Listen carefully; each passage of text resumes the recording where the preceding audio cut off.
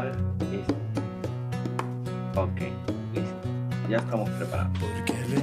Bien, bienvenidos a esta serie de webinars. Le hemos denominado Iglesia de Jesús, Iglesia Juarista, de alguna manera, a partir de las reflexiones que estamos teniendo, en función a de lo que nosotros comprendemos que es la historia de la Iglesia Anglicana de México. El tema real de los webinars es ser iglesia y hacer historia.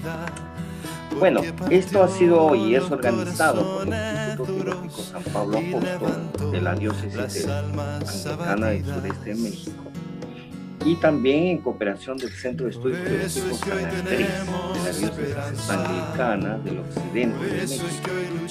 Estaremos durante estos miércoles, a partir justamente del día de hoy, entre septiembre y hasta noviembre, una serie de webinars con invitados especiales y del cual tiene el propósito de abordar uno de los temas que en el campo de la historia es inédito en América Latina y hasta cierto punto en comparación a otras iglesias en otras regiones del mundo, respecto a de cómo se origina esta llamada Iglesia Anglicana de México como una comunidad emergente de la Iglesia de Jesús, la Iglesia Juarista, la Iglesia de los Padres Constitucionales, a partir de la comprensión de justamente los procesos sociales y políticos del liberalismo religioso mexicano del siglo XIX.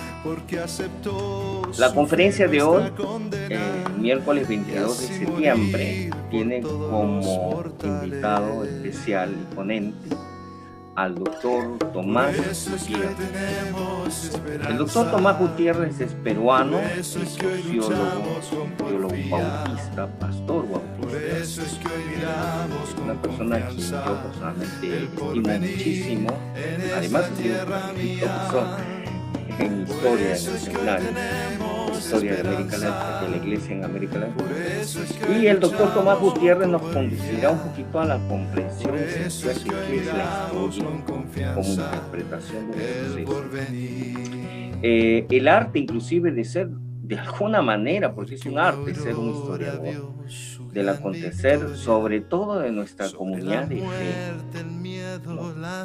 Así como nos brindará algunas pautas, justamente estábamos dialogando para hacer de esta ponencia, de este conversatorio, de esta conferencia, una suerte de diálogo, de qué pautas prácticas podemos tener para que usted, yo, cualquiera de nosotros podamos escribir la historia de nuestra comunidad de fe, de nuestros sucesos importantes.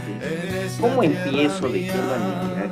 ¿Qué significa de alguna manera poner por escrito algo que, por ejemplo, no hace sino 2 horas un compañero de que está participando hoy ya me contó una historia fascinante sobre que él participó en tal suceso en la iglesia, justamente en la independencia entre la iglesia de los Estados Unidos y ahora la iglesia de México. Bueno, entonces, ¿cómo yo puedo empezar a escribir esta historia y ponerlo por escrito?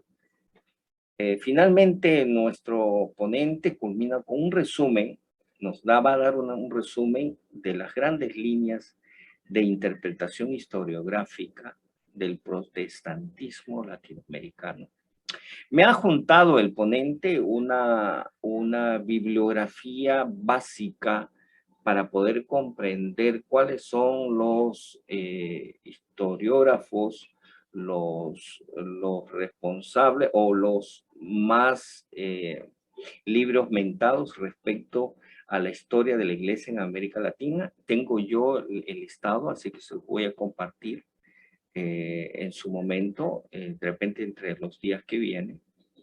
Pero yo quiero agradecer de manera infinita al doctor Tomás Gutiérrez. Él es licenciado en Sociología por la Universidad Nacional de San Marcos, Mayor de San Marcos. Es magíster en Historia de la Filosofía y doctor en Ciencias Sociales, en especialidad en Historia por la Universidad Nacional Mayor de San Marcos.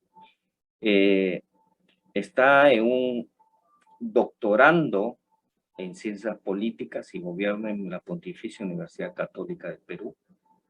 Y ha hecho varias publicaciones que creo que de alguna manera podríamos tener acceso a través de estas editoras importantes, ¿no? Por ejemplo, Protestantismo y Cultura en América Latina, Aportes y Proyecciones, eso fue en el año 1994. Aya de la Torre y los protestantes liberales, quienes de alguna manera seguimos de cerca al APRA y al PRI, por ejemplo, pueden darse cuenta lo importante que es Aya de la Torre y los protestantes liberales, 1917-1923. El protestantismo y poder, acción política de los evangélicos en América Latina, el fenómeno de Fujimori, por ejemplo, es algo interesante, lo aborda también. Y finalmente, algo que tiene que ver con John Mackay y el centenario de la independencia del Perú de 1921. Acaba de editar un libro en 2021, justamente, el doctor Tomás. Quiero con esta introducción agradecer el tiempo que nos brinda el doctor y con ello también recordar a nuestros participantes del Instituto Teológico que tienen que hacer una ficha de esto, ¿no? Una ficha de resumen. Y estamos muy felices de poder ser parte de todo este momento que vamos a desarrollar a partir de los webinars. Sin antes de empezar este diálogo, vamos a encontrarnos y en este momento sagrado, en este momento de silencio, les rogaría que vamos a tener un momento de oración para así poder iniciar este webinar.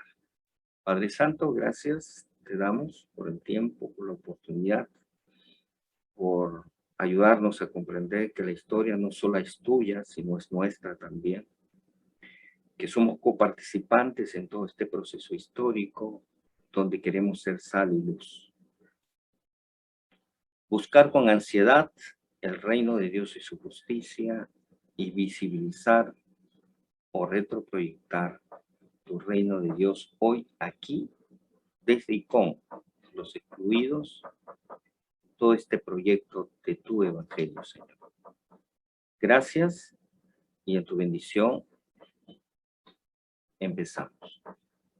En Cristo Jesús. Amén. Gracias. Bien, querido Tomás, querido, a ver, puede, a ver, te voy a dar.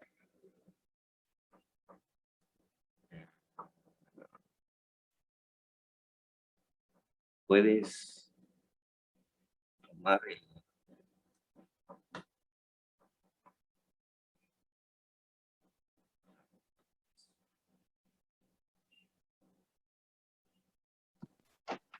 Sí, ok. Ya, ok. Bueno, gracias. Gracias, quiero Tomás. agradecer, ok, gracias. Quiero agradecerte, David, por esta presentación. Déjame arreglar mi computadora que está más vieja que el dueño. Así que vamos a ver. ¿Me escuchan todos? ¿Me ven? Sí, sí, sí, muy bien. Ok, entonces no sé qué pasa con la computadora que no los puedo ver bien ustedes. De repente, ya. Ojalá que no se vaya. Bueno, agradecerte, David, por la presentación. Saludar a todos el instituto que maneja. Bueno, esto es una especie de introducción al tema de la historia de la Iglesia en América Latina. Para mí ha sido una experiencia muy, muy interesante trabajar estos temas, porque un poco para explicarles, yo vengo de una tradición bautista, ¿no? Como siempre decía, nadie es perfecto, así que vengo de una iglesia, de la iglesia bautista, desde muy niño, y siempre me gustó la historia. Creo que del seminario, desde el año 81, me dediqué a la historia. Fue una especie de, digamos, de misión y devoción meterme a la historia. Cuando el año 81, en en Lima se produjo un seminario sobre presencia evangélica en el Perú. Yo tenía 19 años y recuerdo que estaba Samuel Escobar y otros personajes líderes de los evangélicos en el Perú y hablaron sobre la historia de los evangélicos. Estaba Arnoldo Canclini hablando sobre la historia de la presencia de Diego Tonso, que me llama mucho la atención, porque fue Diego Tonso el primer colportor que vino al país en 1822. Y ahí comencé el tema de la historia. Para mí realmente ha sido un desafío.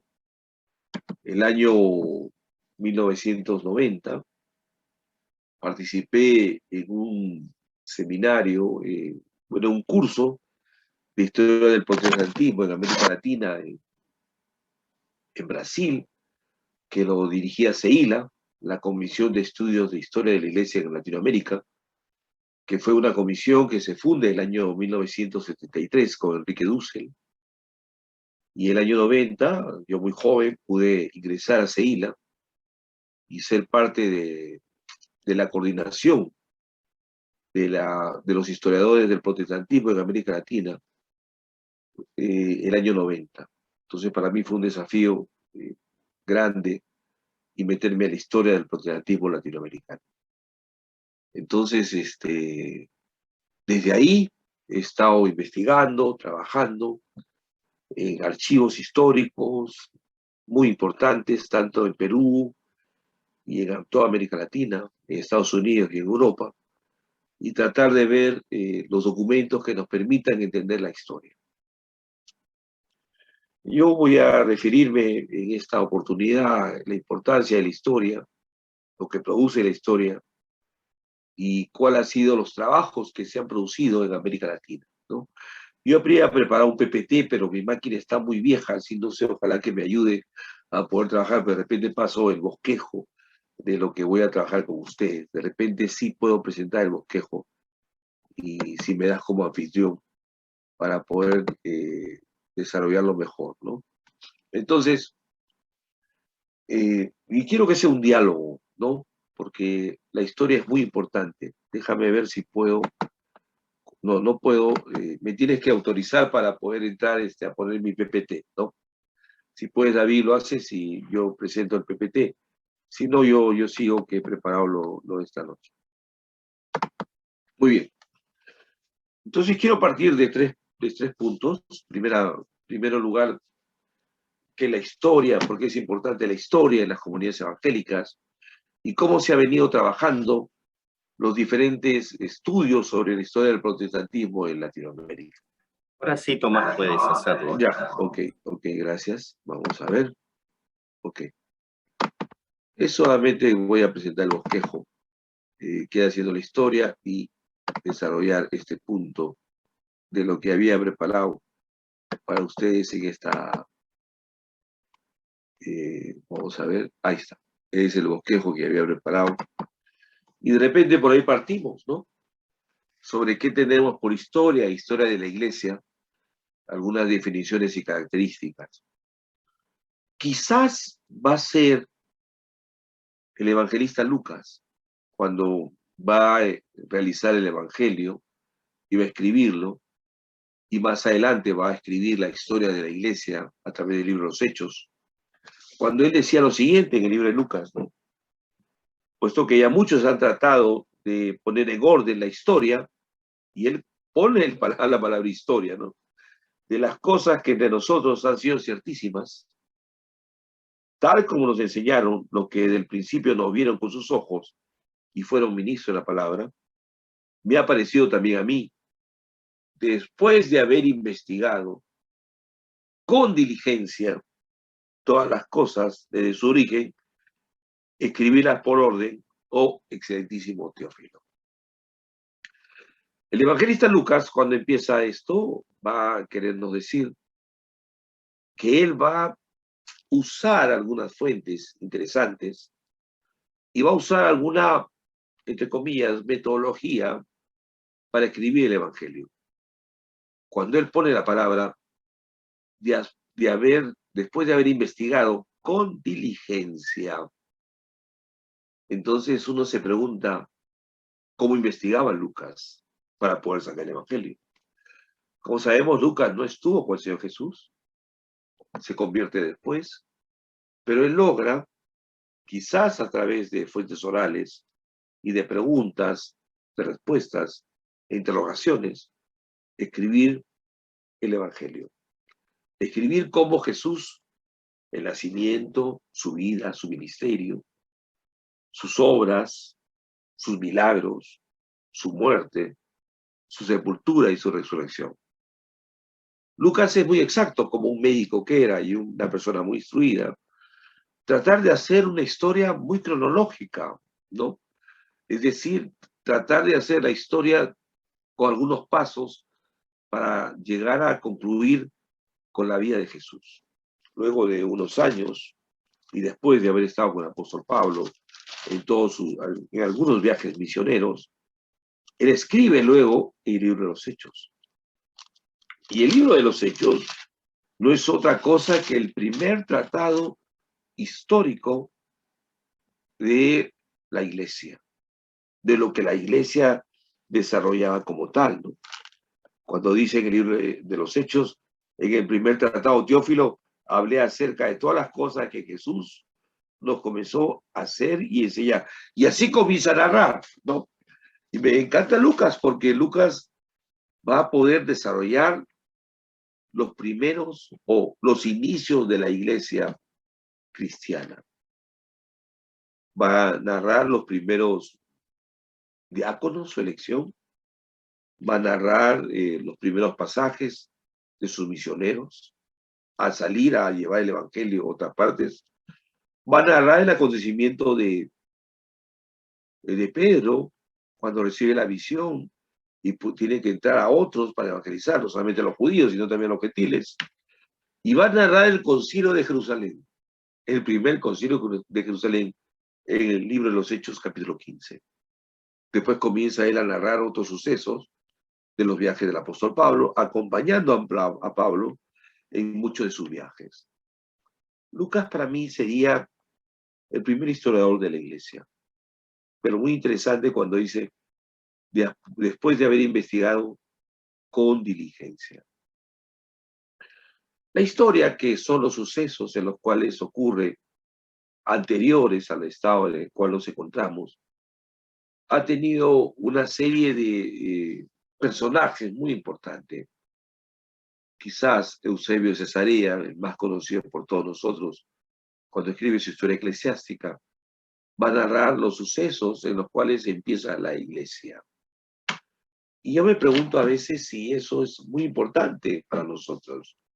Porque una cosa ha sido la historia secular, que comienza con Heródoto y continúa después narrando los sucesos tanto de los griegos como los romanos, y luego continúa, que hace una diferencia frente a la historia y la historia eclesiástica.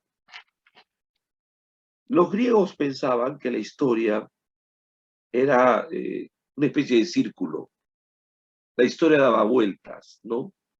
Como que la historia siempre, los sucesos que pasan, uno avanza, crece y luego cae, se deteriora y luego rebaja y luego sigue subiendo. Es una historia circular, ¿no? Mientras que San Agustín, más adelante, y otros pensaban que la historia tiene un propósito. La historia tiene un propósito, tiene un fin. La historia no es circular, como los griegos pensaban, sino que la historia tiene un avance. Puede venir sucesos y puede caer, puede crecer y puede aumentar y puede seguir. La historia como propósito, la historia como fin. Y eso fue el gran avance del cristianismo. Claro, para muchos era la construcción del reino de Dios. La historia secular, que nosotros conocemos como la historia que a veces narraban de las naciones, el crecimiento de naciones, de héroes y todo lo demás, era diferente a la historia de la iglesia. Cuando uno analiza los trabajos de Eusebio de Cesarea y otros más, y cómo avanzaron y cómo crecían esto a través de los padres de la iglesia, uno podía comprobar que la historia en la iglesia tenía un propósito. Para muchos era la construcción del reino, y para otros será el avanzar hacia el reino. De todas maneras, acercarse a la historia de la iglesia, no eran profesionales los que hacían historia de la iglesia, o sea, no eran unos doctores en historia, eran pastores, teólogos, vamos a decirlo así, entre comillas, que querían narrar los sucesos que pasaban en el acontecer de la iglesia durante tantos siglos. Pero, ¿cuál es la importancia de escribir nuestra historia? Uno siempre se pregunta eso. Yo quiero comentarles algo y con lo que me da David de poder hablarles de mi experiencia como historiador de la iglesia en América Latina. ¿Por qué uno quiere hacer historia? Y esto es parte de mis testimonios, ¿no? Que muchas veces no le he contado, pero que valga la pena poder abrirles y decirles lo que siento, ¿no? Yo creo que la historia nos permite, en primer lugar, entender nuestra identidad. La identidad es importante porque uno se pregunta de dónde vengo, quién soy yo. Eso es uno de los puntos más importantes en las ciencias sociales y en el devenir de las sociedades, de preguntarse de dónde venimos. Y cuando uno comienza a hacerse esa gran pregunta, ¿de dónde vengo?, comienza uno a pensar, ¿quién soy yo? Y cuando uno dice, ¿quién soy yo?, uno tiene que pensar en su identidad, la identidad. ¿Por qué me apellido tal? ¿Por qué me llamo tal? Me llamo por el nombre de mi padre, de mi abuelo, me apellido así porque venimos de esta herencia, etc. La historia de la iglesia nos permite conocer nuestras identidades. Y nuestra identidad tiene que ver también con nuestras identidades. Porque no todos venimos de un mismo tronco, digamos. Si bien tenemos los fundamentos que puso el apóstol, el Señor Jesús, y sobre ese fundamento puso el apóstol Pablo, los discípulos y aquellos que vinieron después de él, y comenzaron las grandes ramificaciones de la iglesia, tenemos cosas en común. Pero también tenemos diferencias, esas actitudes, formas de entender la vida, formas de entender la iglesia, formas de entender la misión. Y tenemos un árbol con diferentes ramificaciones, ¿no? A veces uno se preguntaba, yo recuerdo cuando estudié en el seminario bautista, y mi profesor de historia de la iglesia nos enseñaban tanto que los bautistas que veníamos, algunos misioneros decían que que Jesús era bautista. Decía, ¿por qué Jesús era bautista? Porque la bautizó Juan el Bautista. Entonces nosotros creíamos que los bautistas éramos aquellos que veníamos de esa tradición que hace Jesús y los apóstoles. Y veníamos, de ahí venimos los bautistas. Pero cuando yo me preguntaba que se le llamó en el libro de los Hechos a los primeros cristianos, se le llamó nazarenos. Entonces yo a veces le preguntaba a los americanos por qué se llamó nazarenos. Y ellos me decían que eran primos hermanos. A veces cuando dice, vino el Pentecostés, en el libro de los Hechos, capítulo 11, entonces son pentecostales, ¿no? Porque vino el Pentecostés. Entonces uno se pregunta a veces de dónde uno llega. ¿Por qué es importante la identidad?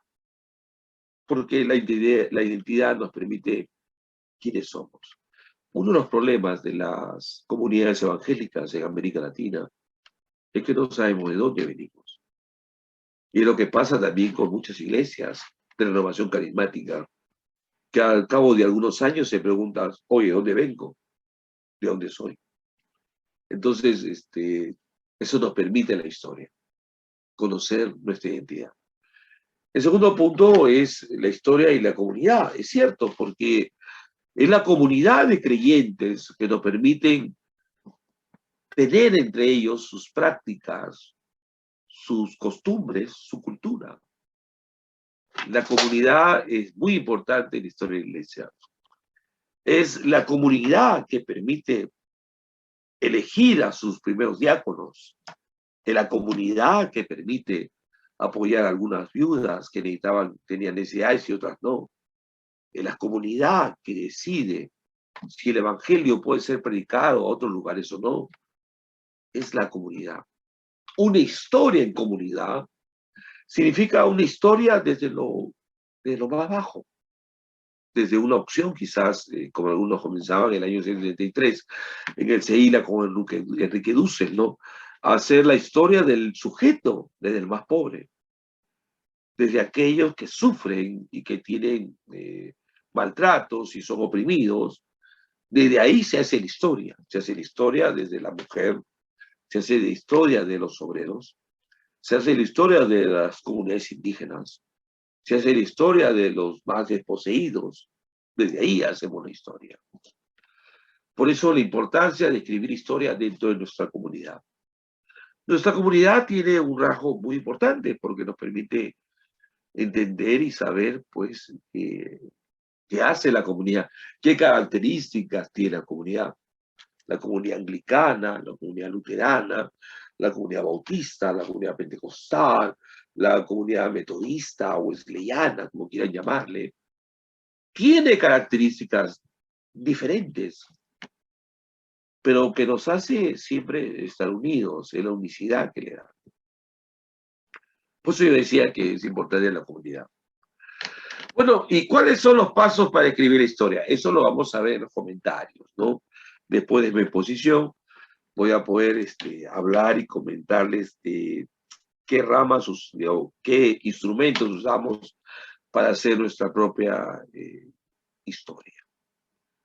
Dicho sea de paso, yo comienzo a pensar que muchas veces hemos hecho historias muy narrativas, ¿no?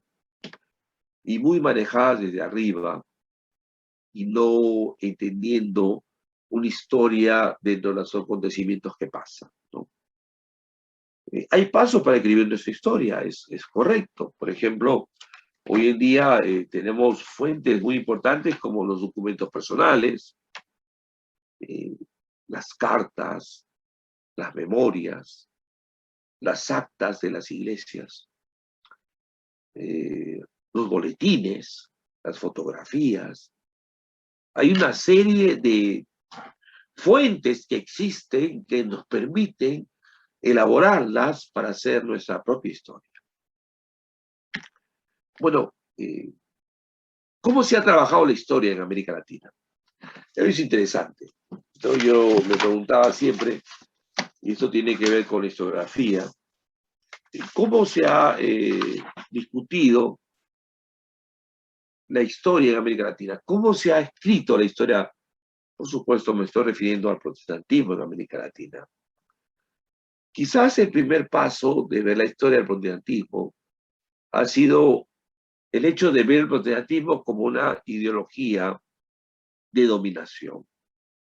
Esos trabajos los podemos ver en un teólogo y sociólogo también, Christian Lallie Pinel, que era un suizo que tiene un famoso libro que se llama El refugio de las masas en Chile, pero él es el primero que bosqueja en los años 60, 70 más o menos, antes del 73 de Seila.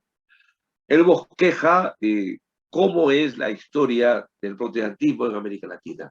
Y por supuesto, su visión era como una presencia de una ideología de dominación, ¿no? Y eso es interesante, porque a través de ISAL, del Movimiento Iglesia y Sociedad en América Latina, que surge en el año 60, 61 en Lima, querían interpretar la presencia del protestantismo en América Latina. Y él pensaba que muchas veces la presencia del protestantismo en América Latina se debía a que había una especie de acompañamiento a los procesos económicos que venían de Estados Unidos.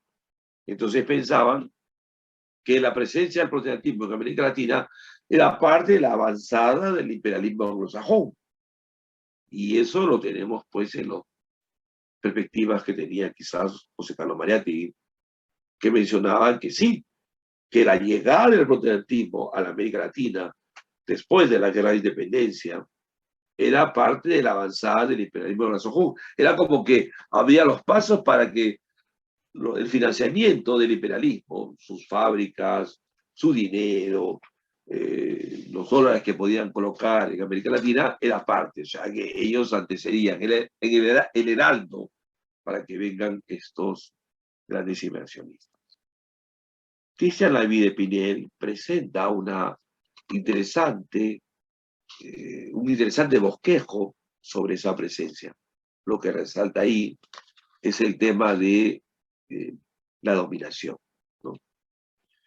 Bueno, el segundo grupo que comenzó a investigar la historia del protestantismo era analizar la presencia del protestantismo como agente de transformación y modernidad. Quizás sea Jean-Pierre Bastiat, a través de su tesis doctoral sobre los disidentes en el Colegio de México, o su libro Protestantismo y Modernidad, que lo publicó el Fondo de Cultura Económica, que él se acerca a entender cómo el protestantismo y su llegada a la América Latina y estudiarlo era parte de esa modernidad, y algunos le llamaban de la nueva civilización, ¿no? El protestantismo de la mano con la civilización, de tenerlos más. Quizás Jean-Pierre Bastiat, Carlos Mondragón en México, Rubén Ruiz Guerra, que ha trabajado mucho sobre el metodismo, y ahora está trabajando. Rubén Ruiz Guerra es profesor de la UNAM de México, creo que dirige el Centro de Estudios Latinoamericanos de México, de la UNAM. Me parece extraordinario, un libro que publicó que se llamaba Hombres Nuevos, ¿no? Hombres Nuevos. Con Bastiat, ¿no? Que discutiendo con Jean-Pierre Bastiat, como que el protestantismo produce unos hombres nuevos, ¿no?, a la sociedad. Esto de la redención social o la redención individual que producía cada hombre. Pero era magistral ese libro que escribió Rubén Ruiz. Quizás también Rubén Amestoy en Argentina, Pablo Moreno en Colombia, un amigo que tenemos en Lima, Juan Fonseca, que escribió una tesis magistral sobre el protestantismo, modernidad, civilización, una tesis que hizo en la Universidad Católica. Me pareció interesante que va en esa línea de trabajar cómo el protestantismo va como un agente de transformación y modernidad. Hay otro grupo que trabajó la historia del protestantismo como agente de transformación y modernidad, de identidad y cultura, perdón. Protestantismo, identidad y cultura. Quizás sea el CEILA, la Comisión de Estudios de Historia de la Iglesia en América Latina, que se fundó en 1973 con Enrique Dussel y algunos protestantes como Wilton Nelson. Wilton Nelson fue profesor del Seminario Bíblico Latinoamericano y escribió un texto magistral que se llamó Historia de la Iglesia, Diccionario de la Iglesia, de Historia de la Iglesia. Se llamó Diccionario de Historia de la Iglesia. Lo publicó en el año 89 con Editorial Caribe, que fue un extraordinario trabajo de síntesis de lo que vivió o lo que es en la historia del cristianismo en América Latina, las facetas o los rostros del protestantismo que hubieron, tomando a José Míguez en su famoso libro Los rostros del protestantismo latinoamericano. Entonces, Wilton Nelson escribe un texto riquísimo de un diccionario, bueno, copila realmente, ¿no? Que copila diferentes autores, y eso era eso, ¿no? El hecho de entender, yo digo, el protestantismo como parte de la identidad y la cultura. En el año 92, nosotros publicamos un libro, juntamente con el Consejo Latinoamericano de Iglesias, que se llamó Protestantismo y Cultura en América Latina. Junto con el CEILA, estuvimos explicando el factor protestante en América Latina y cómo esto era parte de la identidad de la cultura. Por eso le llamamos así. Y fue un texto que conmemoró los 500 años. A los 2 años, CEILA se reúne en Cartagena de Indias para publicar en esa perspectiva un texto que se llamó Protestantismo y Política en América Latina. Y cuando uno analiza los trabajos que se presentaron, comienza uno a ver la relación del impacto que tenía el protestantismo en parte de la cultura y en parte de las sociedades latinoamericanas. También ha habido estudios de un protestantismo, los trabajos históricos, que busca el hecho histórico sin juicios de valor, el llamado positivismo histórico, yo le llamo, ¿no? Miren, cuando uno comienza a estudiar y comienza a ver los diferentes trabajos que han habido sobre historia de la Iglesia en algunos países de América Latina, yo siempre he dicho que son trabajos, por ejemplo, uno escribe la historia de los nazarenos en América Latina, o la historia de los presbiterianos en México, la historia de los metodistas en Argentina, la historia de los bautistas en Perú. Cuando uno comienza a escribir todo eso, yo a veces he encontrado historias muy narrativas, narran sucesos, muy descriptivas, claro, dan a entender cómo era el momento histórico, el lugar donde fueron a evangelizar, etc. Y muy cuantificativas, mucho de números, ¿no? Llegamos y el evangelio creció a 100, 200, 500, a 1000, dicen, ¿no? Entonces, a veces digo que en este sentido las historias y los trabajos históricos son trabajos muy narrativos, descriptivos y cuantificativos. Y a veces no se hacen juicios de valor. Cuando uno tiene el hecho histórico de lo que pasa, de lo que ocurre, uno interpreta. Y eso es la riqueza de hacer historia. Yo siempre decía que me gustaban los pasajes más ricos de Jesús como el intérprete de la ley. Y quiero esto tenerlo como anécdota y de repente contextualizar. Cuando el intérprete de la ley se le acerca a Jesús y pregunta cuál es el primer mandamiento, Jesús le dice: amarás al Señor tu Dios con todo tu corazón, con toda tu mente y tu alma, y a tu prójimo como a ti mismo. Y el intérprete le dijo: ¿y quién es mi prójimo?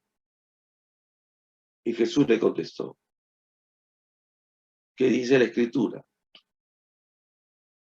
¿Cómo lees? A mí esa palabra me pareció interesantísima. ¿Cómo lees? ¿Cómo lees? Y el intérprete contestó: amarás al Señor de manera literal, no interpretó. Y Jesús le dijo: ande y a lo mismo. Y el intérprete de la ley dijo a Jesús: ¿quién es mi prójimo? Y Jesús le va a narrar la gran historia del buen samaritano. Miren, yo nunca he tenido problemas en compartir mis investigaciones o mis fuentes con mis amigos. Me acuerdo que un amigo historiador me pidió una vez que si pudiera publicar las cartas que yo había traído de Salamanca sobre la relación de Miguel de Unamuno con Yomacay. Yo le dije: úsalas, no tengo problema. Algunos amigos me preguntaban si podían usar las fuentes que yo había transcrito sobre los protestantes en la Inquisición de México y Lima en el siglo XVI. Y yo le decía: úsalos. Yo no me preocupaba. Algunos me decían: pero ¿por qué no eres celoso de tus fuentes? Y nunca he sido celoso de mis fuentes, porque yo decía, pues interpretamos de manera distinta, ¿no? Basándome en el libro, en la enseñanza de Jesús, como lees, interpretamos de manera distinta. Y a veces interpretamos también con la formación que hemos tenido. De repente una formación muy positivista, muy funcionalista, muy estructural o muy marxista. Dependiendo los ojos con los que nos acercamos al hecho histórico, tratamos de interpretarlo. Y eso es lo rico de la historia. La historia, el hecho histórico, los sucesos están, pero tenemos tantas formas de entenderla o de verla y de interpretarla, y de sacar algo interesante que nos permite entender nuestra iglesia y nuestro protestantismo. Yo estuve haciendo un trabajo hace poco que presenté a un grupo que se conmemora, como saben ustedes, este año se conmemora el centenario del Concilio Misionero Internacional que se crea en 1921. Me pidieron que haga una ponencia, sobre un ensayo, perdón, sobre las voces latinoamericanas en el Congreso de Jerusalén en 1928. Era a raíz de que celebran el centenario del Concilio Mundial, Concilio Internacional de Misiones. Entonces yo investigué porque en 1910 el Congreso de Edimburgo había decretado que América Latina no era campo de misión. Y durante la historia uno decía que es John Mackay hizo presencia en Jerusalén en 1928, que le cambia el paradigma respecto a las misiones y pone a América Latina como campo de misión. Entonces yo comencé a estudiar las fuentes, todas las revistas que publicó la International Review of Mission, bueno, algo así. Pero me di cuenta que un misionero llamado Samuel Wiman estuvo presente. Y Samuel Wiman dio una conferencia en Jerusalén tan impresionante, le llamó Economía y Misión en América Latina. Fue tan impresionante, junto con lo de Mackay, que habló de la centralidad de Cristo, que eso motivó al Concilio Mundial, al Concilio Internacional de Misiones, ver que América Latina también se constituía en un campo de misión.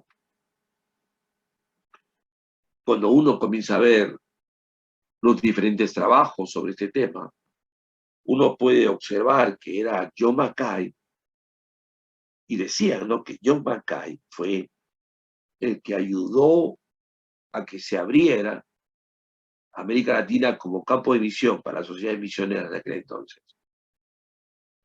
Pero ahora que he leído a Samuel Wiman, que fue misionero en México en 1905, allá en el norte de México, y leer su conferencia y estudiar y analizar lo que hizo, pues yo puedo decir ahora que no solamente fue Mackay quien ayuda al cambio de paradigma con respecto a las sociedades misioneras en América Latina, sino también fue Samuel Wiman.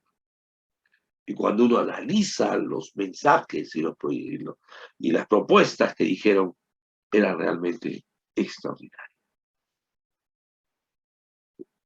Por eso que la historia es muy rica, muy, muy rica. Y en América Latina ha habido estas, yo diría, estas posturas respecto al análisis de la historia del protestantismo. Quizá la iglesia anglicana es una de las pocas investigaciones que se han hecho respecto al protestantismo en América Latina. A veces me preguntaba por qué. Quizás, por ejemplo, en Perú, ¿no?, que no es el caso. Quizás porque la iglesia anglicana se creaba en régimen de tolerancia religiosa, pero ya mayormente se creaba como parte de la política de Estado y de concordancia y convenios que habían entre los países de América Latina e Inglaterra, como por ejemplo en Perú. Los ingleses, con una religión distinta al catolicismo romano, también colocaban el hecho de realizar sus congregaciones. En el caso del Perú, en 1836, antes, muchos años, para que se forme la primera iglesia anglicana y el primer templo en 1864, y los primeros mensajes empezaron en 1844, 46, 47, ¿no? Los británicos les piden al gobierno del país, el gobierno peruano, que le concedan un lugar para hacer su cementerio británico. Por supuesto, Los protestantes no se podían enterrar en los cementerios católicos.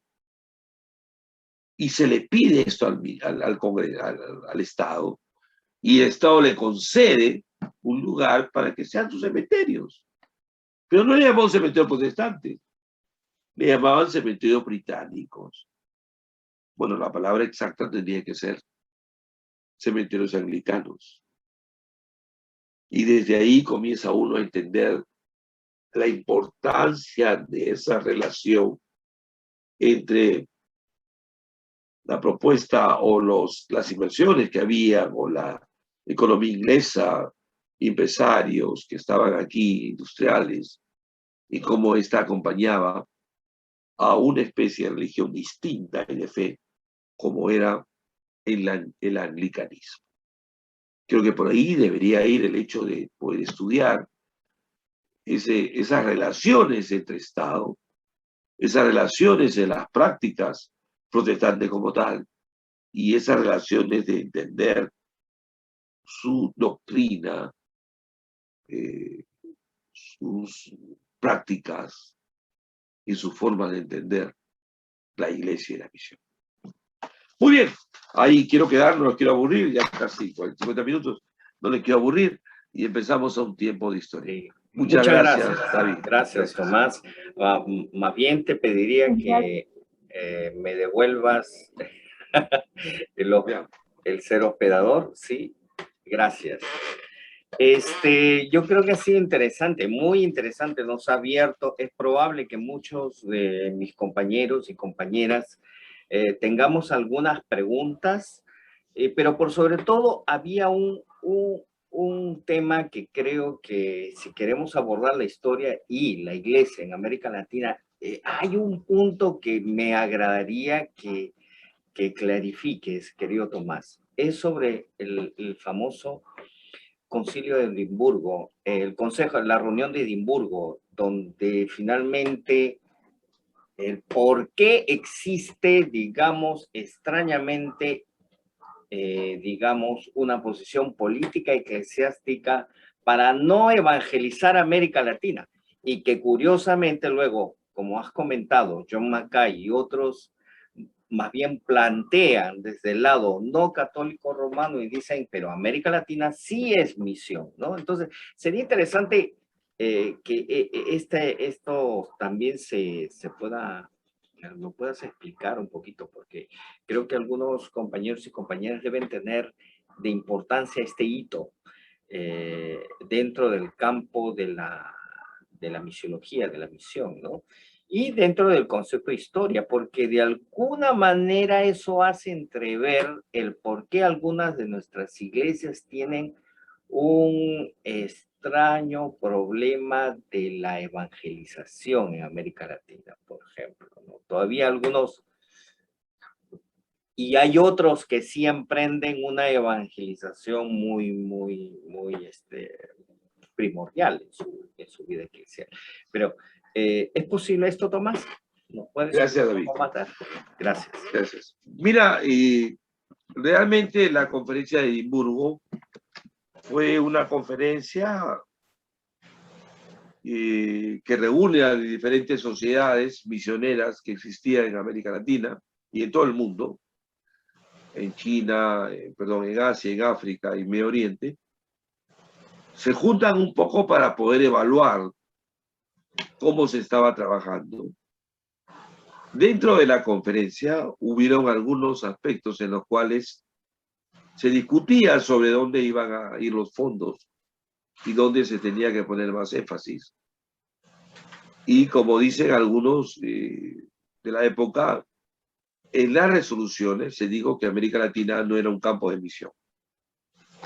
Hay una tesis de Juan Sepúlveda, me contaba esto Miguel Bonino, que decía que no se consideraba América Latina, bueno, la tradición era que no se consideraba América Latina, porque ya los católicos estaban en América Latina. Entonces ya había un cristianismo en América Latina. Entonces, si hay un cristianismo en América Latina, ¿por qué debemos ir a evangelizar ahí si están ahí, son cristianos? Eso fue lo primero. Que eso era la cuestión popular de análisis.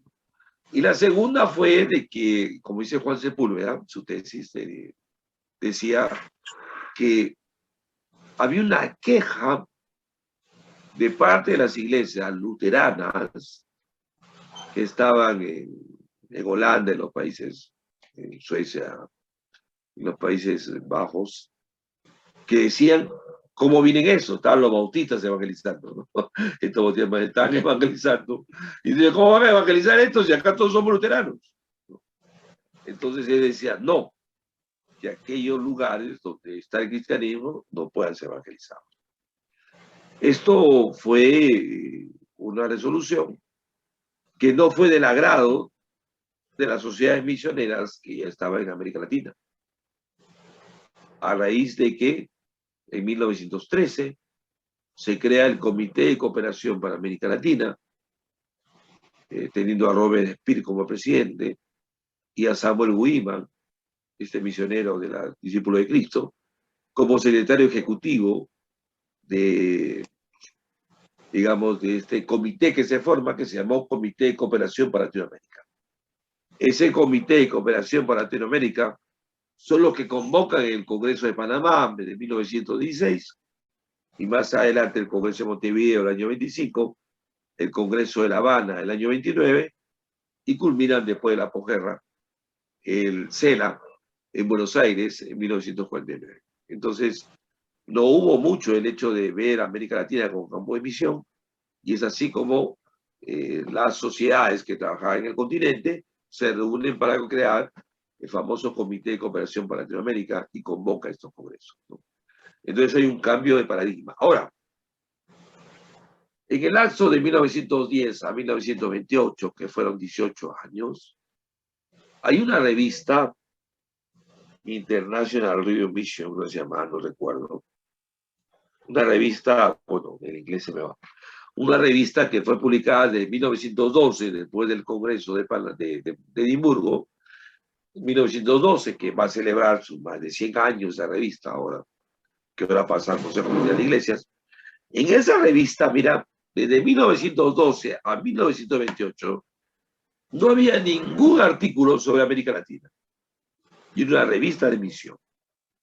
Mayormente la revista hablaba de lo que pasaba tanto en África, en Asia, en China, en la India, como en el Medio Oriente, en Persia, lo que pasaba, las misiones, la discusión de misiones, pero no había ningún artículo de América Latina.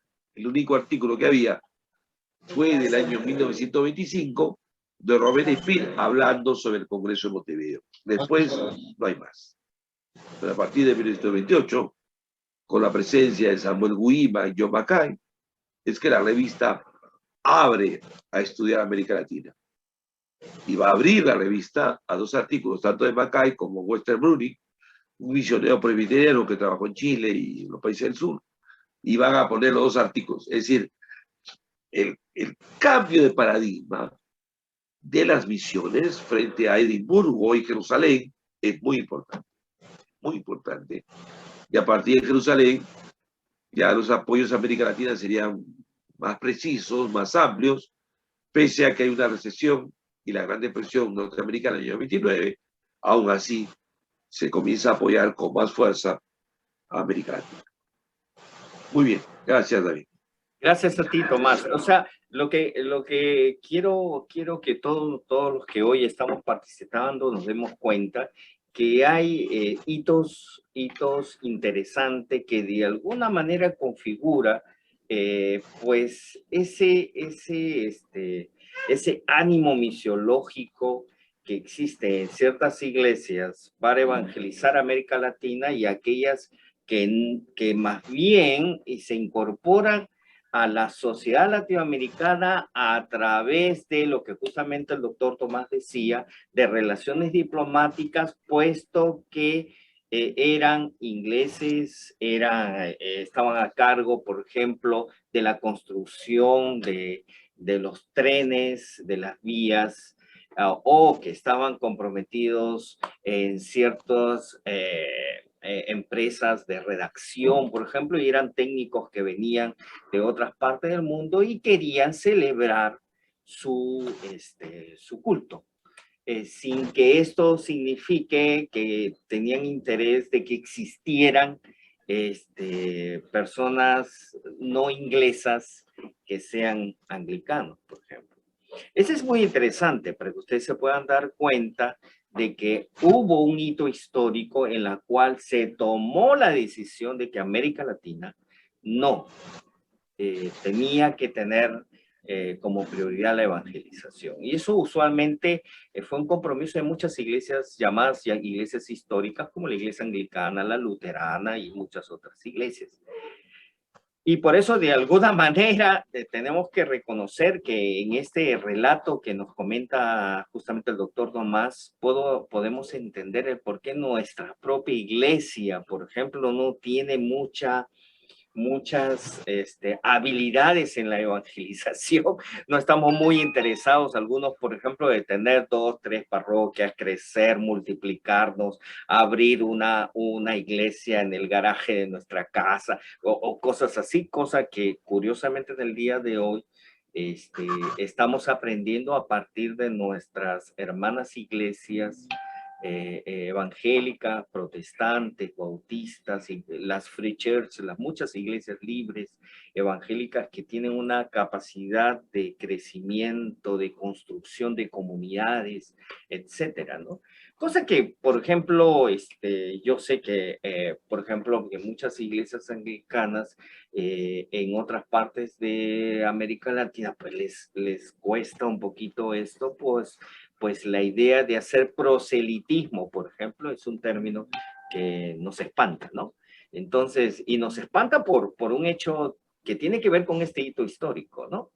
Sin embargo, me parece interesante lo que dice el doctor Tomás, porque Mackay y otros grandes teólogos nos hablan del otro Cristo español.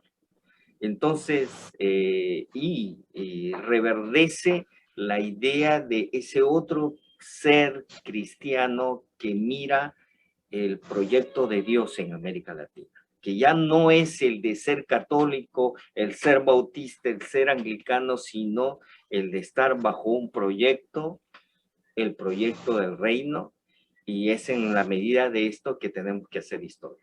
Y vaya que ahí sí hay desafíos. Bien, querido Tomás, yo me voy de frente a alguna pregunta. ¿Cuáles serían las pautas que le podrías brindar a muchos de nosotros, pastores, clérigos, párrocos, ministros laicos, que tenemos un hecho histórico, que somos parte de una comunidad, pero tenemos que hacer historia? Porque, por ejemplo, tenemos que confesarte algo. No lo tenemos por escrito. Tenemos fotos. Por ejemplo, si alguien habla de la Iglesia Anglicana de México, uno quiere buscar un relato histórico organizado. No existe. De alguna manera, contigo y con muchos otros ponentes, estamos empezando toda una aventura, como decimos nosotros. Estamos tomando nuestras mochilas, nuestros lapiceros, nuestros cuadernos y queremos empezar a escribir la historia que nos precedieron grandes hombres y mujeres de la Iglesia Anglicana de México. ¿Cuáles serían estas pautas, Tomás? ¿Cuáles serían tus recomendaciones? Y después de estas recomendaciones, preguntas y respuestas para todos los que hoy participamos. Ok. Bueno, uno de los temas que hay que discutir son los temas de las fuentes, ¿no? La Iglesia Anglicana estaba presente en América Latina con, decía Heraclio Bonilla, con el imperialismo anglosajón. Es decir, la presencia de los diferentes ingleses y sus empresas comerciantes que tenían, ¿no? Digamos, tenían mucho comercio en América Latina después de las independencias. Yo creo que ahí hay una presencia de tener una iglesia anglicana bajo el régimen político que se llamaba la tolerancia religiosa. Entonces, yo he visto documentos muy importantes antes de la llegada de los protestantismos de misión, como se dice, protestantismo de misión. Hay protestantismo de inmigración y protestantismo de misión.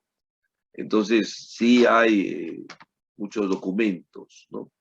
Una de las cosas que hay que rescatar en ese sentido son las actas. O sea, hay documentos, las actas de las congregaciones son muy importantes. Muy poco se publicaban revistas o boletines o folletos, pero si los hay que recopilarlos. Eso es lo que se llama las fuentes primarias, ¿no? Entonces yo siempre digo que lo primero que hay que buscar son las fuentes, ¿no? Qué es escrito, qué es lo que hay. Y las fuentes primarias son las cartas, la correspondencia, las actas de las iglesias, etcétera, etcétera. Y las fuentes secundarias son aquellos que escribieron de esa época, ¿no? Pues hay que definir de fuentes primarias y fuentes secundarias. Lo que necesitamos es la recopilación de todos esos textos, y ahí sí hay ilustraciones. Más adelante va a haber fotografías y todo lo demás. Un poco es primero crear una especie de centro de datos, ¿no? De la iglesia anglicana, digamos así. Entonces hay que recopilar todo lo que ha habido. También he visto muchas relaciones entre el Estado y el gobierno inglés. Y en ese sentido sí hay cuestiones respecto a poder trabajar lo que se llamó en América Latina en el siglo XIX, mediados del siglo XIX, la tolerancia religiosa. No hay libertad, yo tolero. Puedes tener tus cultos, pero solamente en inglés, no en español. Entonces la tolerancia religiosa tenía ciertos candados para ahí. No hay una completa libertad de cultos. Y eso se maneja después de las independencias y con mucha fuerza a partir del siglo XIX, a mediados del siglo XIX.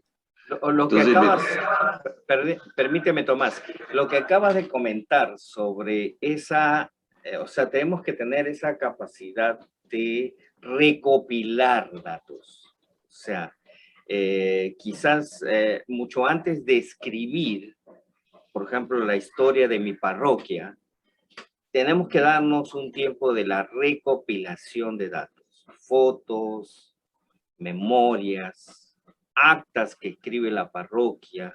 Sí, mira, lo importante es que cada uno cuando mira, yo lo que hago siempre esto con mis alumnos, a veces cuando dicen quiero escribir la historia de mi iglesia local. Pues lo primero que hay que pensar es las actas de la iglesia, en algunos hermanos que estuvieron en la fundación de la iglesia, y eso se llama una historia oral, ¿no? Entrevistas, y esos hermanos son los que tienen fotografías.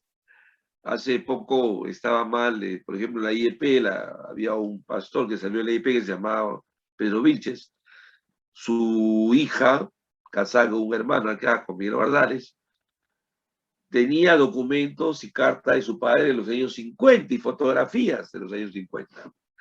Y eso es interesante, poder recopilarlo y poder tenerlo, porque primero es eso, la recopilación de las fuentes, para luego poder tener un trabajo de lo que se llama la sistematización de las fuentes, de manera cronológica, de manera de lugar, geográfica, de manera de los personajes, de los hechos históricos, etcétera, etcétera. O sea, lo primero que hay que hacer, como tú dices, es la recopilación de las fuentes que se convierten en fuentes primarias, ¿no? Cosa que nos lleva a un gran desafío, por ejemplo, el de poder empezar a hacer un archivo en nuestras comunidades y parroquias de fotos. A veces hay fotos que hoy tomamos 20 fotos inmediatamente con celular, pero en aquel tiempo eran estas cámaras, esas fotos, como tú comentas, el hablar con aquellos fundadores, aquellos primeros que estuvieron, hacer una pequeña entrevista. Hoy es posible hacer una entrevista grabado por el celular de estas personas, qué pasó, qué sucedió, o a través de hechos históricos, ¿no? Que puede ser a veces no siempre necesariamente algo positivo, sino puede ser, por ejemplo, una pelea, un conflicto, una crisis, el por qué se formó una parroquia y luego desapareció la parroquia, y uno se pregunta, pues, ¿qué pasó? Y que la familia tal, yo recuerdo que había una iglesia que que curiosamente formó una nueva comunidad, pero era a partir de una bronca entre dos familias y decidieron llevarse la mitad de las bancas y la otra mitad de las bancas porque la otra familia puso esas bancas. Pero miren, el escenario histórico es interesante de qué sucedió, cómo sucedió, quiénes estuvieron de por medio y redactarla es después. Primero, recopilación de datos. Y a partir de esa recopilación de datos, como indicabas, decías tú por fechas, decías tú por protagonistas en función a personas que intervienen y a partir de ahí empezar a hacer una interpretación, ¿cierto? Correcto. Bien. Es correcto eso. Bien. Ahora, creo que ha sido interesante escuchar al doctor Tomás porque nos has lanzado una bandeja de varios temas. Quiera hoy, en este instante, entonces, el poder escuchar a los participantes. Miren, no, tenemos un alrededor de 20 minutos, o sea, no más. Entonces, ¿alguien quiere hacer una pregunta? Puede, por favor, hacerla al doctor Tomás y así podemos continuar. Por favor, ¿alguien empieza? Creo que no ve que estoy alzando la mano. Sí, Eric. Gracias. Por favor. Doctor Tomás, primeramente, gracias por su tiempo. Excelente charla, me encantó. Mi pregunta va relacionado sobre este último tema que acaba de mencionar el padre Dimo, sobre la interpretación. ¿Hasta qué punto, al interpretar los datos históricos, podemos viciar la información? ¿Y hasta qué punto ya no estamos hablando del suceso histórico, sino de nuestra interpretación del suceso histórico? Que para mí eso ya sería algo viciado y ya no estaríamos realmente permitiendo al lector futuro que dé su propia interpretación. Es mi pregunta. Gracias. Gracias, Eric. Esa es una buena pregunta, que es lo que siempre nosotros estamos viendo cuando hacemos historia, que es la objetividad del hecho histórico, ¿no? A veces yo he encontrado, cuando he hecho historia, he encontrado sucesos muy contrarios a lo que uno tenía en mente, ¿no? Entonces, uno dice, bueno, y pasó esto, ¿y qué hago? A veces había historias de misioneros que habían sido héroes de la fe en las revistas evangélicas, y cuando uno comienza a investigar a fondo, algunos de ellos se suicidaron, de amor, por ejemplo. Entonces, te encuentras con una historia que dice, era un héroe, y por otra vez se suicidó por amor. No le hicieron caso y se metió veneno. Entonces ahí comienza una cuestión, yo diría siempre de ética, ¿no? Bueno, ¿qué es acá lo de fondo y todo lo demás? Nosotros siempre, cuando hacemos historia, tenemos en nuestra mente la formación que hemos tenido con anterioridad. Entonces yo siempre recomiendo ser lo más objetivo posible. Y objetivo es decir la verdad, pero siempre en un contexto histórico. Eso es importante.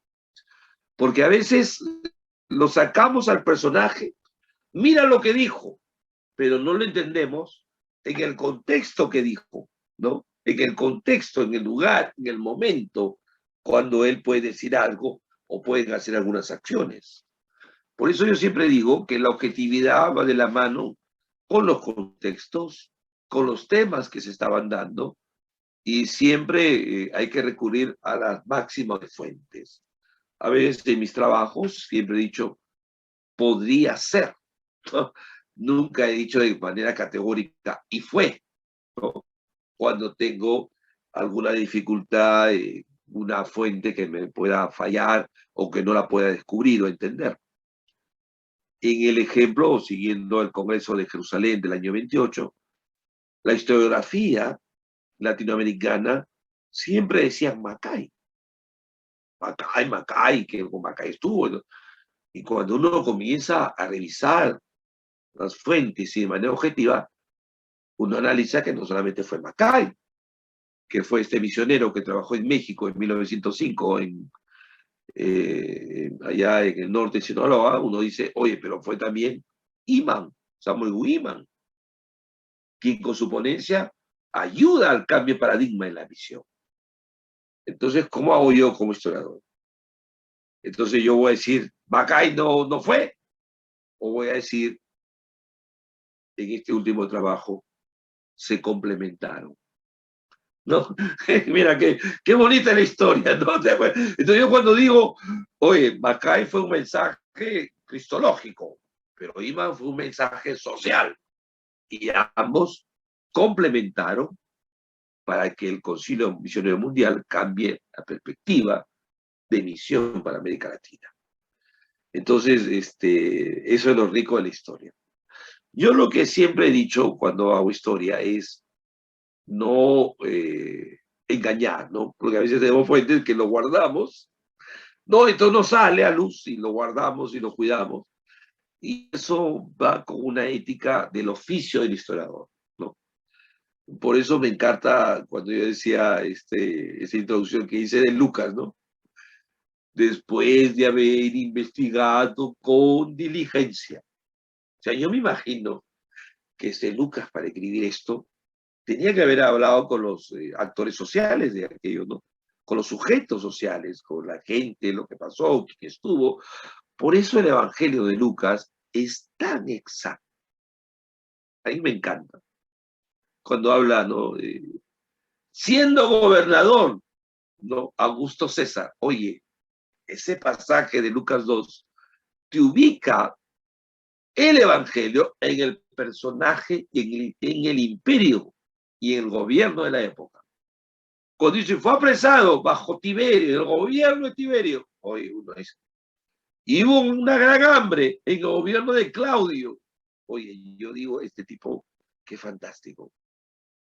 Bueno, eso cuando uno hace historia y comienza a analizar el libro de los hechos como históricos, ¿no? Entonces uno dice, oye, qué interesante de tipo, ¿cómo te ubicas?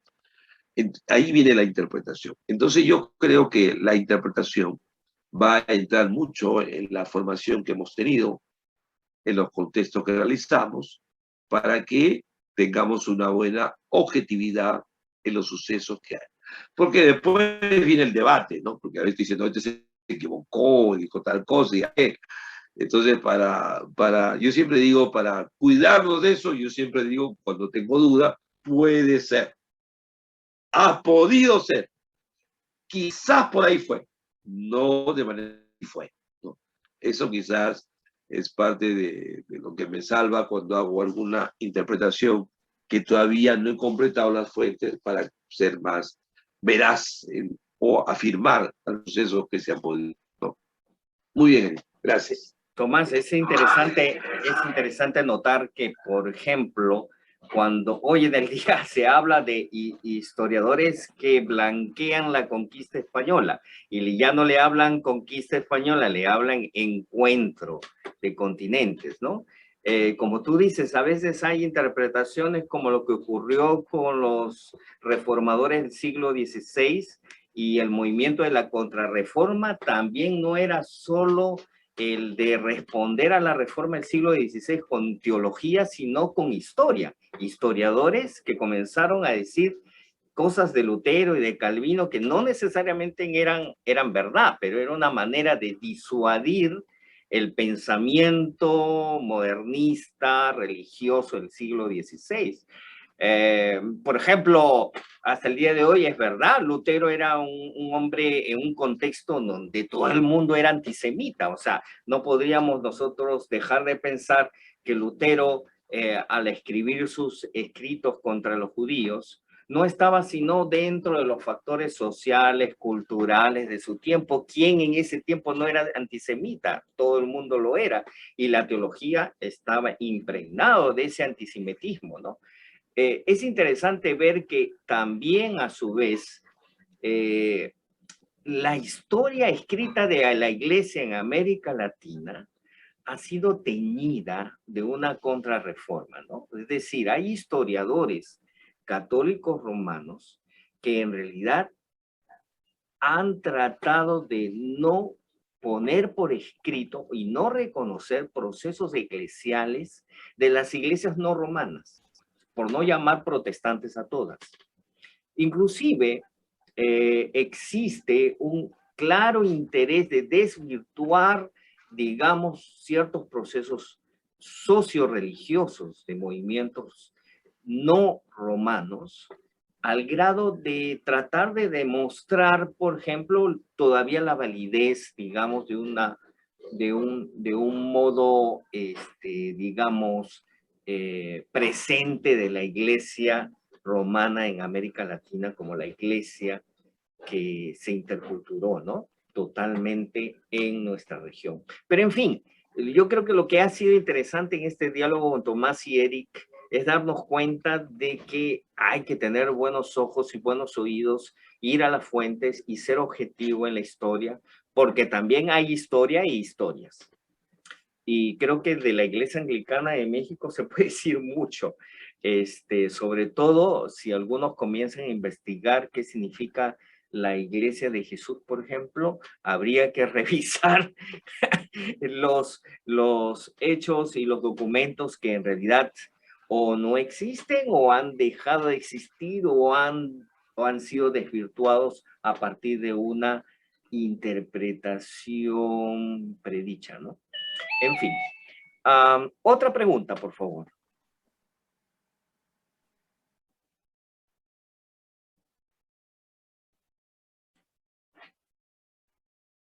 ¿Otra pregunta?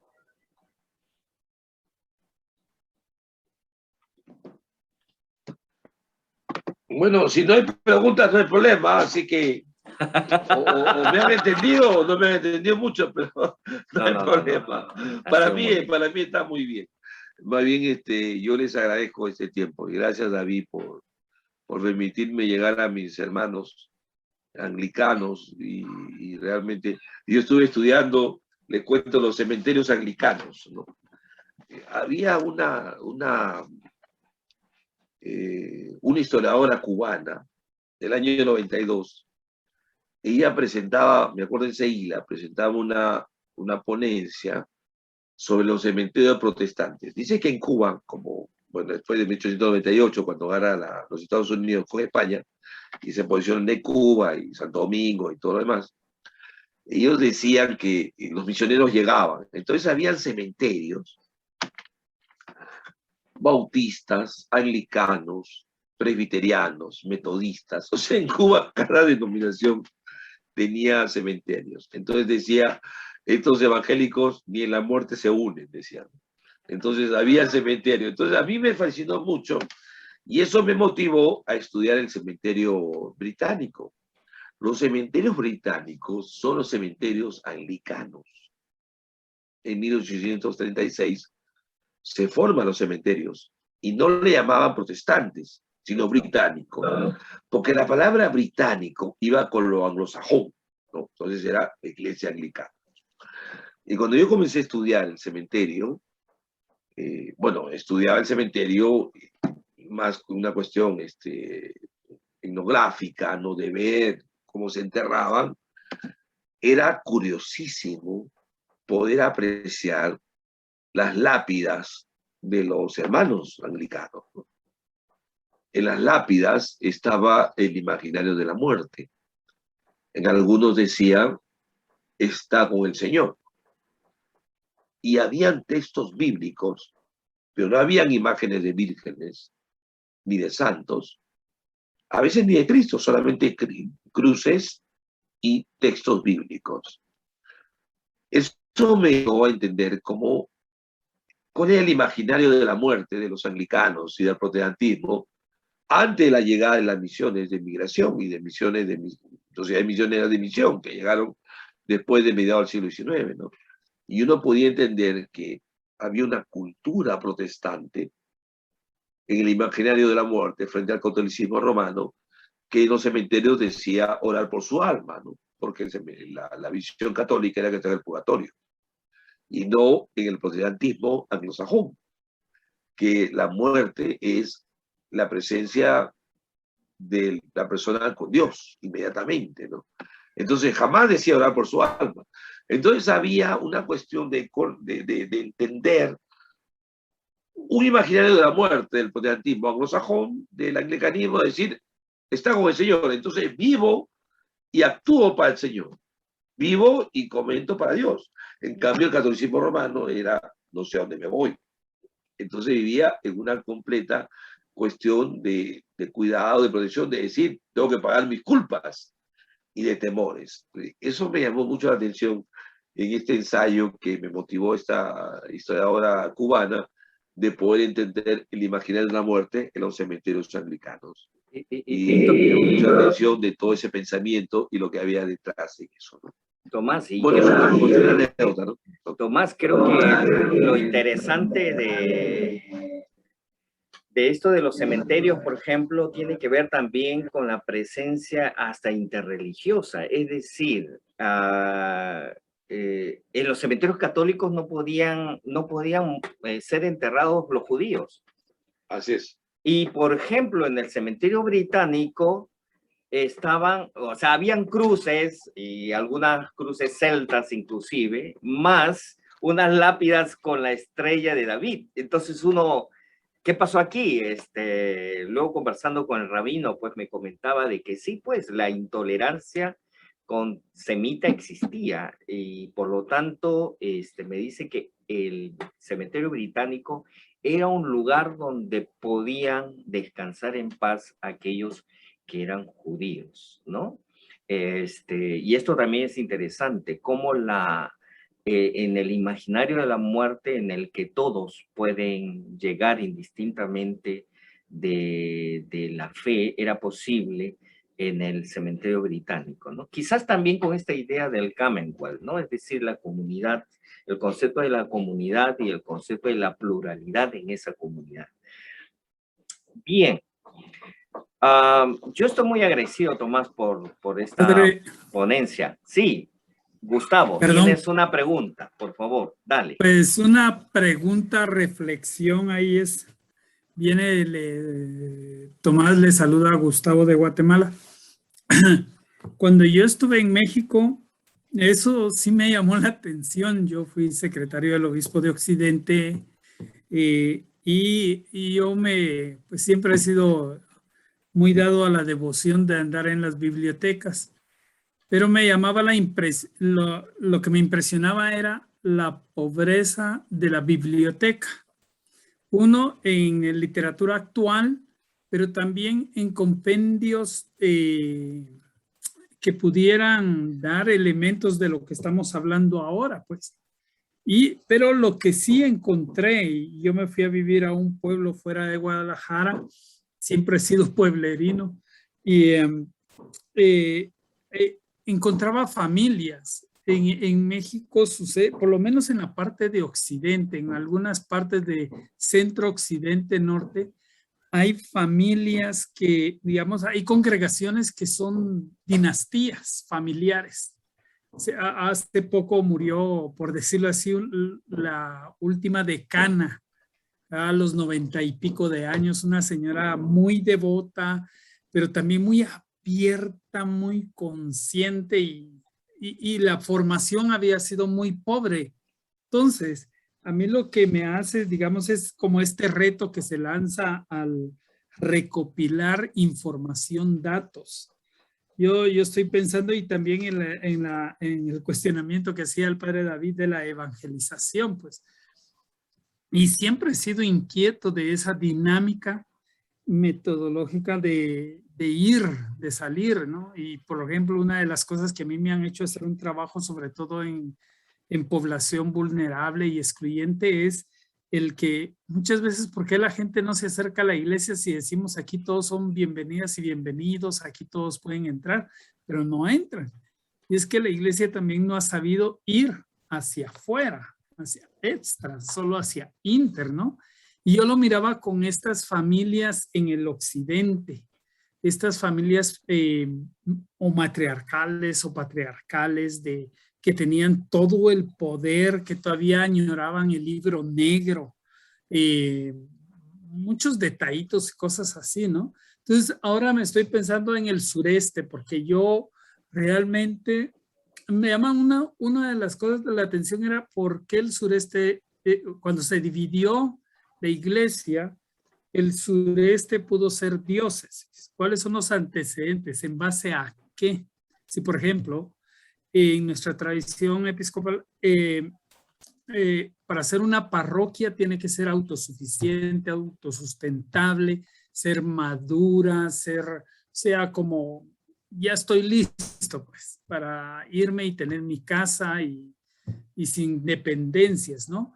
Tal vez con colaboraciones, pero no dependencias. En fin, entonces, pensando en eso, ¿cuál ha sido como crear una ruta de recuperación de toda esta recopilación de información? El padre Limo hacía énfasis pues en las fechas, en los protagonistas, pero también en los hechos, sobre todo teniendo presente que marca mucho el aspecto histórico de la Revolución Mexicana, ¿verdad? La gran influencia y que también fue un pro y a la vez un contra, porque pues en el occidente, por ejemplo, los cristianos asesinaron a muchos anglicanos, pues. Entonces, estoy pensando como en la ruta de la recopilación de cómo sucedió el hecho fundacional, sobre todo diocesano, en el sureste, ¿no? Puede ser como ir marcando una ruta de camino, de peregrinaje, y a la misma vez una oportunidad, un reto, un desafío a la evangelización desde una actitud misionera hacia afuera, ¿no? Gracias, Gustavo. Sí. ¿Algún comentario, Tomás?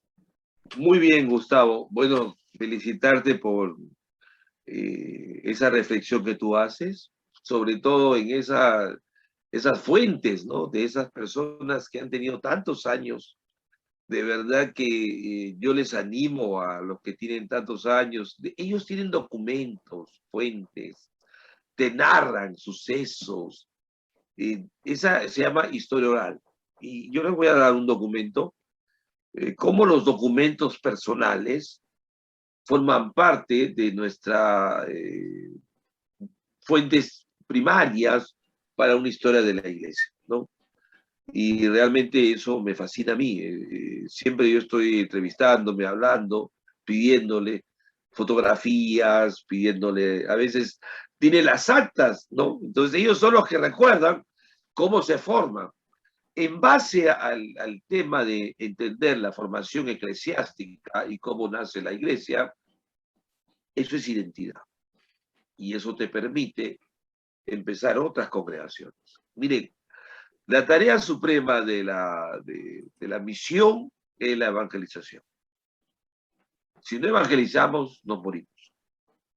Entonces, un misionólogo llamado Bosch decía, sí, la tarea suprema hay que evangelizar, pero evangelizar a veces ahorita en estos momentos es todo un diálogo, ¿no? De qué es evangelizar, qué es la evangelización. Miguel Bonino se preguntaba en el año 92, frente al 5º centenario del descubrimiento de América, decía, del encuentro de cultura, decía, ¿qué es evangelizar? ¿No? Y es un debate muy grande, pero lo podemos entender en torno a la historia, porque la historia de nuestras congregaciones nos permiten decir cuáles fueron esos pasos y cómo se enfrentaron con otras culturas en todo el tema de evangelización.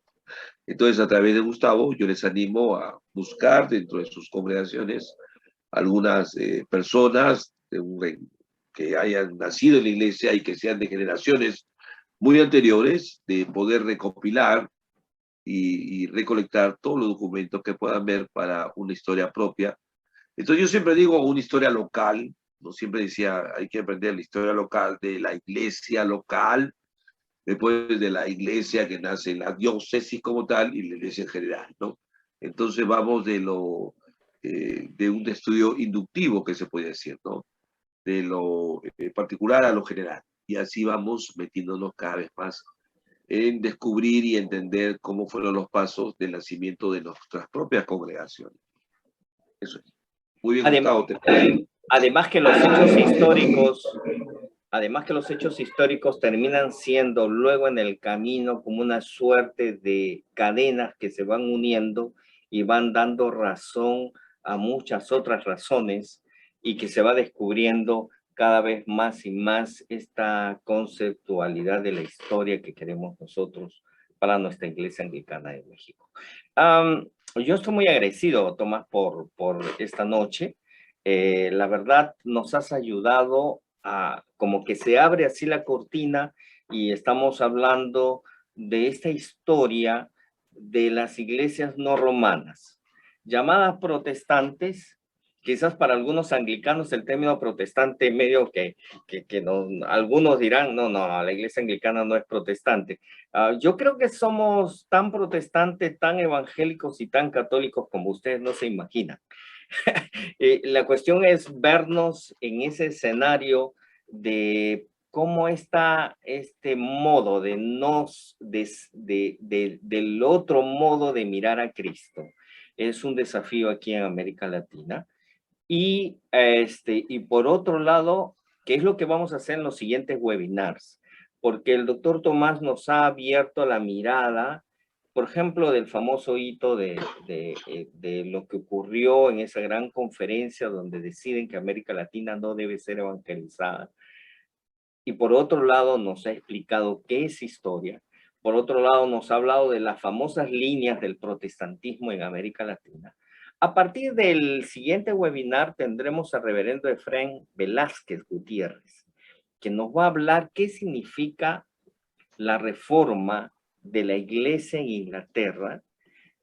Y el reverendo doctor José Viera va a hacer una interacción con él para hablar de esa eclesialidad que podríamos decirle o no distinta al protestante, pero que es depositaria de una nueva o de un modo de catolicidad genuina. Entonces, ¿cómo interpretamos esto? Eso lo vamos a ver el próximo miércoles 29 de septiembre a las 7 de la noche. Esto también es interesante entender cómo es este escenario, digamos, de interpretación. Muchas veces hemos escuchado, la iglesia anglicana viene Enrique VIII, ¿no? Siempre nos han... alguna vez estaba yo me invitaron, un gran compañero me invitó aquí al seminario católico y estaban muchos diciéndome, bueno, sí, pues, ustedes vienen de Enrique VIII. Y yo les decía, sí, bueno, si nosotros venimos de Enrique VIII, ustedes vienen de Constantino. Entonces, era un asunto de encuentro y desencuentro de interpretación, curiosamente, de la historia. El padre Efraín Velázquez nos va a ayudar un poquito a entender este escenario. ¿Qué es lo anglicano? ¿Qué es este fenómeno de la iglesia anglicana? ¿Cómo surge? ¿Quiénes somos de alguna manera? En esa interacción estaremos para el próximo miércoles y yo feliz de haber tenido a Tomás con nosotros. Gracias, Tomás. Tus últimas palabras y saludos, por favor. Bueno, agradecerles a todos ya este tiempo.